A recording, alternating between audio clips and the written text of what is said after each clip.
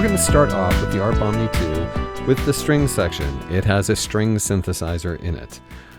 First, let's select the violin button, which was already selected, but let's select it several times just for fun. Okay, the violin button. Here is violin.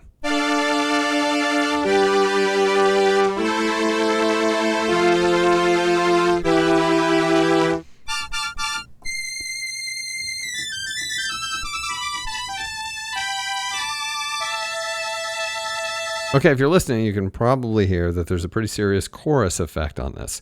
This thing's really just generating sawtooth waves, but it's putting them through a chorus effect. And we can control that chorus effect over here in the synthesizer section. Yeah, that's right. I said over here in the synthesizer section. But that's where the button is, and it says chorus phaser. You'll notice that the light is off. That means it's on chorus. So we can press the button and get a phaser. Both of them sound pretty cool. I'm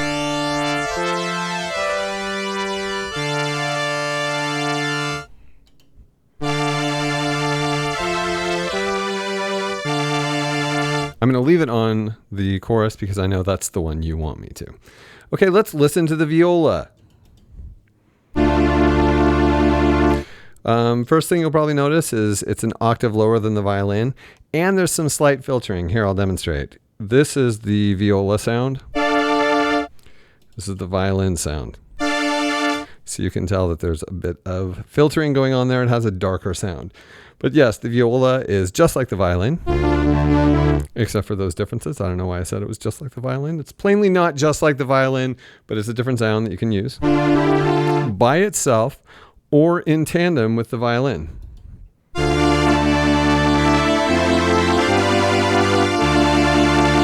And as you can tell, that is a very large sound. And because the Omni-2 is divide down, it can be an even larger sound because there's no limitation to how many notes you can press down. Like they used to do back in the olden days with the Polymoog, you could put a 2x4 and just push all these down. Probably horribly distorted, but you get the point. So that's a great string synth sound. Let's listen to the viola and violin with the phaser effect.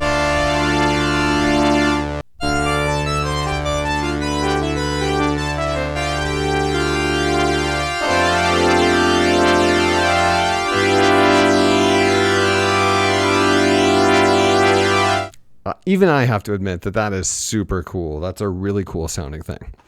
Okay, what we haven't talked about yet is the bass and cello parts.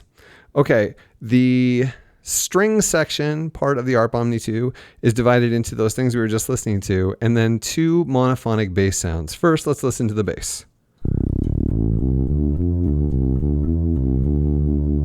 You can hear that it is going through the effect. Let's change from chorus to phaser so you can hear.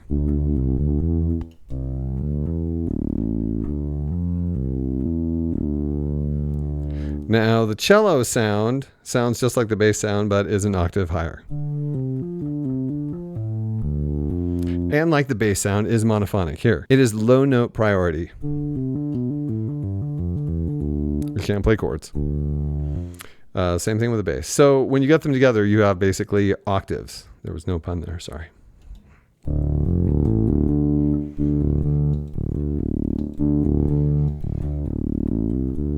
And you can control the volume of this, the mix of it with the string section or whatever else you're playing it with, using the bass volume slider.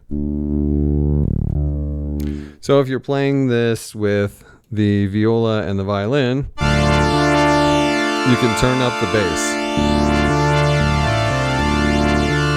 Now when you're doing this, let's listen. The viola and violin parts actually play over the bass section. So you can hear them. And they're playing polyphonically over the monophonic bass sound. So the bass is playing the lowest note, and then the viola is playing the D, the A, and the D. Anytime you play a chord, the bass and cello are going to play the lowest note.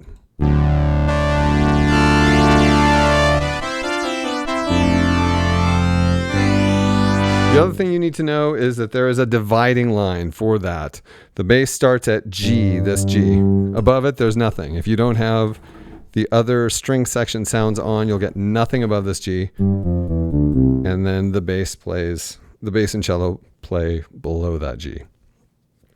Of course, the viola and the violin play the whole length of the keyboard. So you get these interesting layering effects.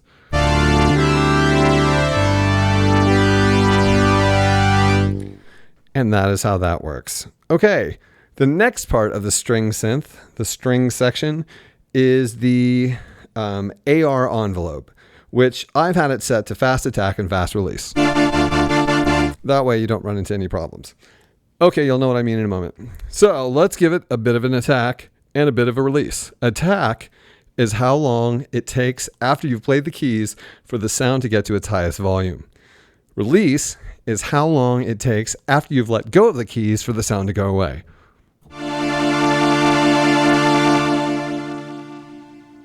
Just now, I played until the sound got to its highest point, volume-wise, and then I let go, and then the release carried the sound away, and you can do that.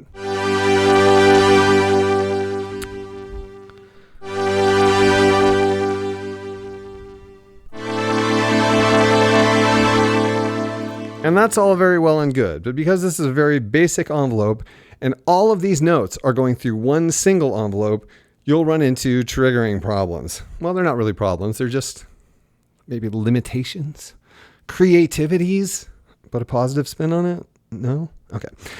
So here's what will happen. If you basically press more keys before the release has had time to go all the way through its release, you're going to hear all of the sounds stop and then the attack will start. So it'll sound like this.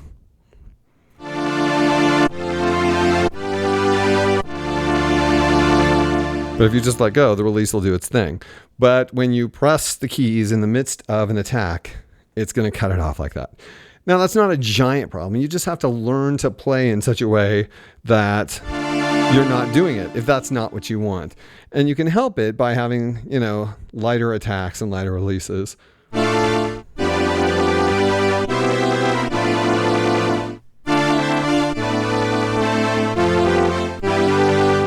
And if you really want, slow attacks and slow releases, you'll just have to find the release setting and the attack setting that suits the tempo of your song so you're not playing over yourself.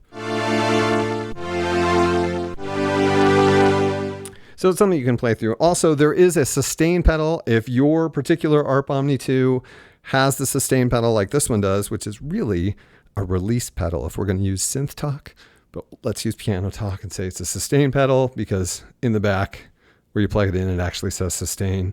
You have two different eras of keyboard okay, never mind. Anyway, so if you press on the sustain button, all of the notes sustain. So you can kind of play over the attack problem.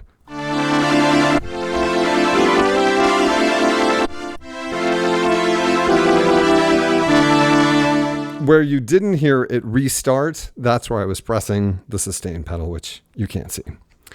But that is basically the string section as it stands.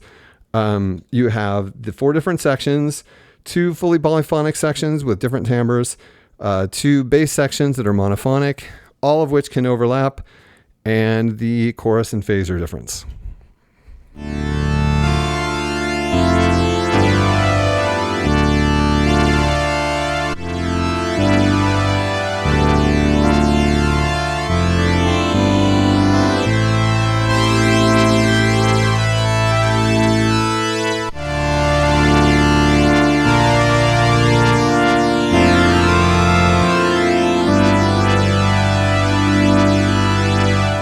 So you can get a really full sound, and I'm sure you recognize those sounds from a bazillion songs.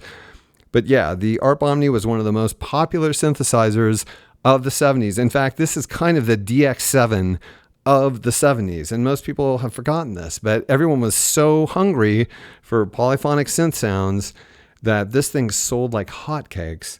It's just that when better and cheaper polyphonic synthesizers came out, this poor thing was completely forgotten.